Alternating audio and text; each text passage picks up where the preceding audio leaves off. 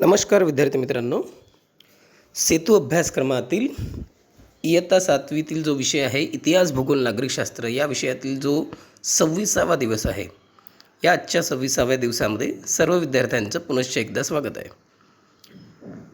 आज या 26व्या दिवसामध्ये आपण इयत्ता 6वीचे जे पुस्तक आहे त्या पुस्तकासोबतच येथील प्रश्न समजून घेणार. बघा, दक्षिण भारतातील प्राचीन राज्ये या 6 वर्गातील पाठाकडे आपण आलेलो आहोत. इथे आपल्याला उपघटक दिसून येतात. चेर, पांड्य आणि चोळ राजघराणे, सातवाहन राजघराणे, वाकाटक राजघराणे, चालुक्य राजघराणे, पल्लव राजघराणे, राष्ट्रकूट राजघराणे. या अगोदरचे जे पाठ होते त्यामध्ये आपण मौर्य साम्राज्यानंतर जे आणखी काही राजसत्ता होत्या नंतरच्या काळात संपूर्ण भारतामध्ये त्यांच्याविषयी माहिती बघितलेली आहे. आता या पाठामध्ये आपण दक्षिण भारतातील जी प्राचीन राज्य आहे, दक्षिण भारताचा भाग जर आपण बघायला गेलं तर आपण नकाशामध्ये आपल्याला माहिती आहे की उत्तर दिशा या ठिकाणी वरच्या दिशेला दर्शवलेली आहे. म्हणजे हा भाग जो आहे तो उत्तर दिशेला असलेला भारताचा भाग आहे. आणि आपल्याला इथं दक्षिण भारत म्हटलेलं आहे, तर दक्षिण भारतामध्ये हा संपूर्ण प्रदेश येत असतो. ठीक आहे, तर बघूया आता यामध्ये दक्षिण भारताचा जो भाग आहे, या दक्षिण भारताच्या भागामध्ये कोणकोणत्या सत्ता त्या काळामध्ये अस्तित्वात होत्या. मग यामध्ये सुरुवात केलेली आहे चेर, पांड्य, चोळ राजघराणी. म्हणजेच ही राजघराणीसुद्धा त्या काळामध्ये अस्तित्वात होती, ज्यांचे नावं दिलेले आहेत. इथे तुम्हाला त्यांची माहिती दिसून येत आहे की चोळ, पांड्य, चोळ या चेर, पांड्य, चोळ हे जे राजसत्ता आहेत त्या काळामध्ये कशा पद्धतीने होत्या आणि यांचा उल्लेखसुद्धा Periplus of the Erythraean Sea या पुस्तकामध्ये सुद्धा मिळते. याचबरोबर अजून जर राजघराणे म्हटले तर यामध्ये सातवाहन राजघराणे जे आहे त्याचीसुद्धा माहिती मिळते. मौर्य साम्राज्याच्या ऱ्हासानंतर उत्तर भारतामध्ये महाराष्ट्र, आंध्र प्रदेश, कर्नाटक प्रदेशातील स्थानिक राजे स्वतंत्र झाले. यामध्ये सुद्धा अनेक राजांची नावे गौतमीपुत्र सातकर्णी जे आहे या राजाचा उल्लेख केलेला आहे.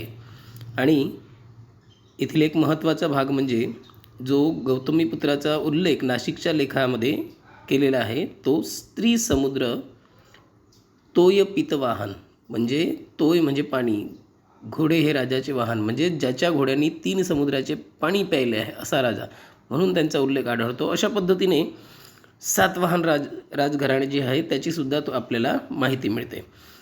त्यानंतर समोर वाकाटक राजघराणे जे होते त्या वाकाटक राजघराण्याची माहिती आपल्याला इथं दिसून येत आहे की वाकाटक राजघराणे जे होते त्याच्या संस्थापकाचं नाव, राजधानी कुठे होती. बघा, नागपूरजवळ नंदीवर्धन पहिल्या शाखेची राजधानी इथे होती. याचसोबत आणखी तुम्हाला माहिती मिळते की जो गुप्त सम्राट होता दुसरा चंद्रगुप्त, याची मुलगी प्रभावती हिचा विवाह रुद्रसेन या वाकाटक राजाशी झाला याची माहिती मिळते.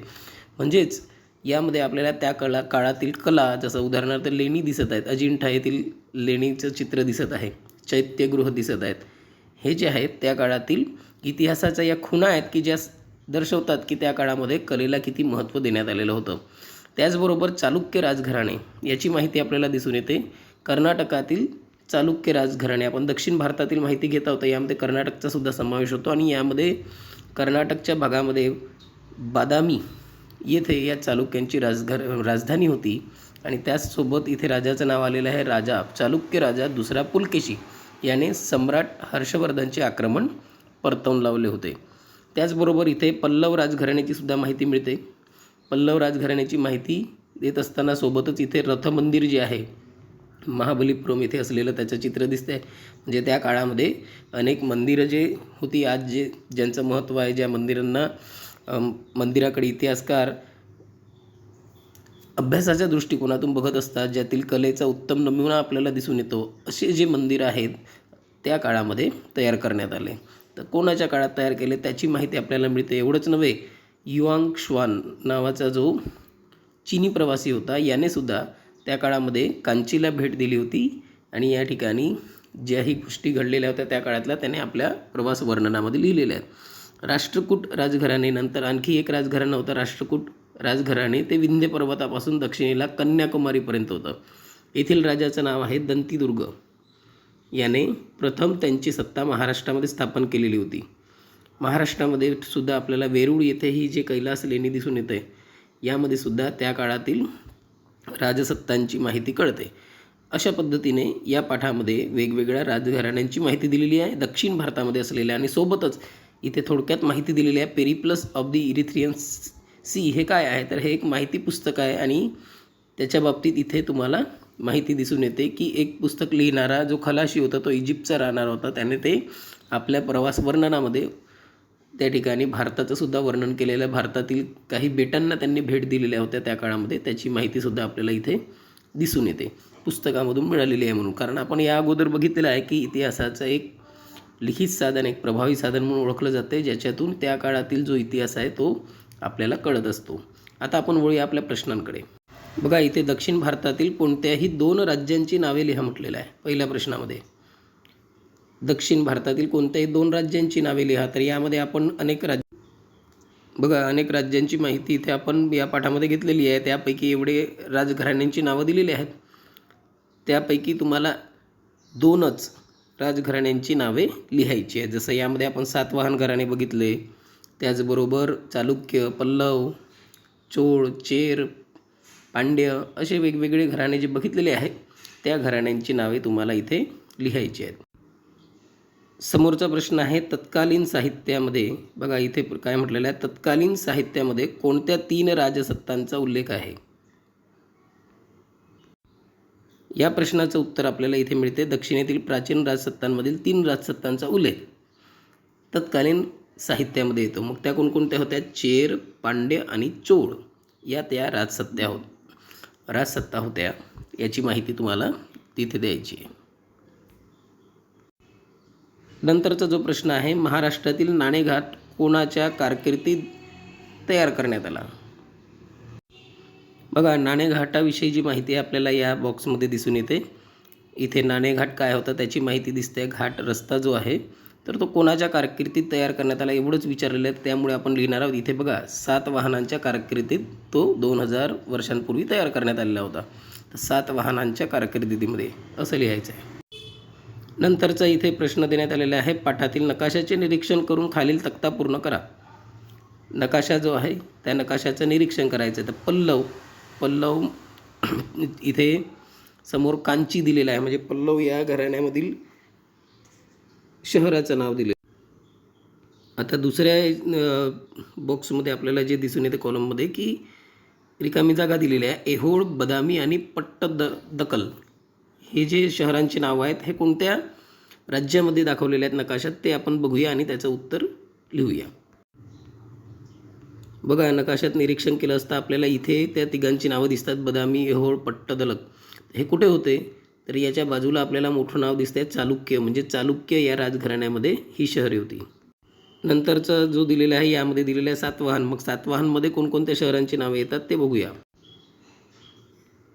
बघा, सातवाहनमध्ये आपल्याला ही नावे दिसून येत आहेत. ही सर्व नावं लिहायची आहेत. यामध्ये आहे वेरूळ, पैठण, भोकरदन, अजिंठा यांचा समावेश या ठिकाणी सातवाहनमध्ये दिलेला आहे.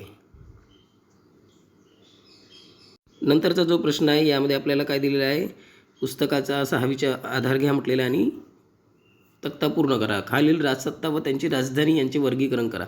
इथे राजसत्ता दिलेल्या आहेत आणि त्यांच्या राजधानी दिलेल्या आहेत. पाठामधून तुम्हाला निरीक्षण करायचं आहे की सातवाहन. मग सातवाहन इथे राजसत्ता होती, तर राजसत्तामध्ये पहिले यांचे नावं लिहून घ्यायचे. सातवाहन राजसत्ता होती, त्यानंतर चालुक्य होती, वाकाटक होती, पांड्य होती. तर यामध्ये तुम्हाला मग यांच्या राजधान्या लिहायच्या. तर सातवाहनची राजधानी कोणती होती ते बघूया.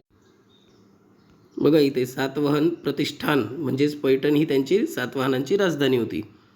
तर आपल्याला राज्यामध्ये आपण सातवाहन लिहून आणि त्याच्यासमोर पैठण. आता बघू, पैठणच्या ऐवजी इथे जे जुनं नाव आहे ते आहे प्रतिष्ठान दिलेलं आहे, म्हणून इथे सातवाहन लिहिलं जाईल आणि या बाजूला राजधानीमध्ये प्रतिष्ठान लिहिलं जाईल. नंतरचे जे पांड्य घराणं आहे त्या पांड्याची राजधानी जी आहे ती आहे मदुराई. त्याचसोबत नंतर चालुक्य घराण्याची राजधानी जी आहे, जर आपण पाठाचं निरीक्षण केलं असता चालुक्य घराण्याची राजधानी आपल्याला वातापी मिळते. चालुक्याची राजधानी वातापी. त्यानंतर वाकाटकची राजधानी पल्लव जो राजघराणे आहे, पल्लव राजघराण्याची राजधानी दिलेली आहे कांचीपुरम. अशा पद्धतीने याला पूर्ण करायचं आहे. नंतर आहे मुजिरीस बंदरातून कोणत्या वस्तूंची निर्यात होत असे. बघा, मुजिरीस जो बंदर आहे त्या मुजिरीस बंदराचा उल्लेख चेर, पांड्या आणि चोळ राजघराण्यांमधील इथे दिसतो आहे. बघा, मुजिरीस या बंदरातून मसाल्याचे पदार्थ, मोती, मौल्यवान रत्ने इत्यादी वस्तूंची रोमकडे व पश्चिमेकडील इतर देशांकडे निर्यात होत असे. वरील कृती केल्यावर तुला दक्षिण भारतातील प्राचीन राज्य व या पाठातून काय समजले ते लिहा. तर या ठिकाणी तुम्हाला ते सर्व लिहायचं आहे. या पाठामधील मुद्दे काढून आपण जसं नेहमी सांगतो आहे की या पाठामध्ये आपल्याला वेगवेगळ्या दक्षिण भारतामध्ये असलेल्या वेगवेगळ्या राजसत्तांची माहिती मिळाली, त्यांच्या राजधानींची माहिती मिळालेली आहे. सोबत त्या काळात तयार झालेल्या विविध वास्तूंची माहिती, या ठिकाणी त्यांची नावेसुद्धा आपल्याला माहीत झालेली आहेत. अशा पद्धतीने थोडक्यामध्ये याचं उत्तर लिहायचं आहे. यानंतरच्या पाठामध्ये किंवा यानंतरच्या दिवसामध्ये आपण नैसर्गिक संसाधनांबद्दल जी माहिती आहे, भूगोलाबद्दल, ती घेणार आहोत. आणि सगळ्यात महत्त्वाचं पुन्हा एकदा सांगतो आहे, तुम्हाला जर पुन्हा दररोज व्हिडिओज अपडेटमध्ये पाहिजे असतील, तुमच्या मोबाईलवर डायरेक्ट तुम्हाला पाहिजे असतील, तर त्याकरिता सबस्क्राईबचं बटन जे खाली दिलेलं आहे त्याला क्लिक करा, जेणेकरून तुम्हाला ही माहिती तुमच्या मोबाईलवर टाकल्यानंतर लगेच मिळेल. धन्यवाद.